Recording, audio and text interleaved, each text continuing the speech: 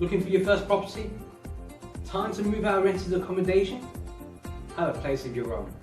But feeling a little bit confused? Maybe even overwhelmed by the whole house buying process? This video is here to help you overcome one of the most stressful times in any person's life, buying your very first home. My name is Hadi Naqvi, and I've been a mortgage advisor since 2006. I came in at the peak of the market. I saw it go through the crash, and I came out through the other side with like a wealth of experience and knowledge that I would like to be able to pass on to you. In this video, I will be giving you the guidance to the house buying process and how to help make life easier for you. In the first instance, when you decide to look for a home, you need to consider three key components to the house buying process. The three components you need to consider are deposit, your income, and your credit profile. They all play a factor in determining not only the purchase price of the property, but the mortgage you can actually obtain. The process then begins by assessing your circumstances.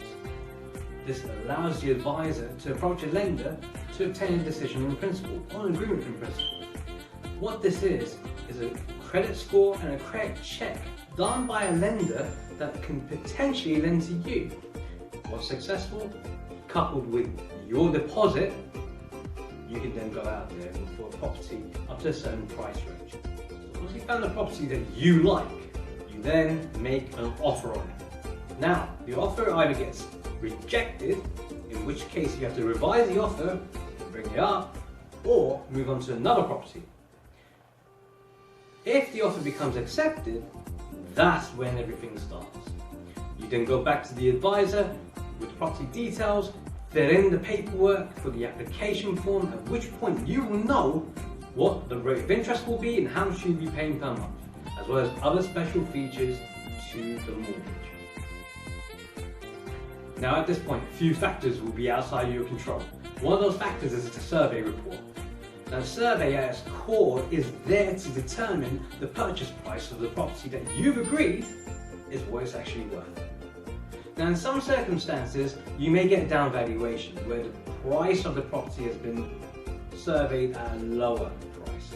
At that point, you decide whether you want to continue with the purchase or move on to another property. If you do continue with the purchase, at least you have some negotiating room to bring down the price of the property.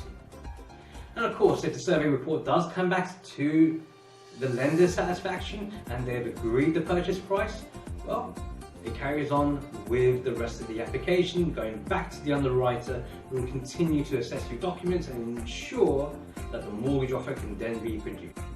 And during this time, your solicitors will be conducting searches on the property that you're purchasing. This is to make sure that your purchase goes through without any issues whatsoever. So, during this time, the searches will be returned back. If there's no issues, they won't raise any further inquiries to satisfy those issues.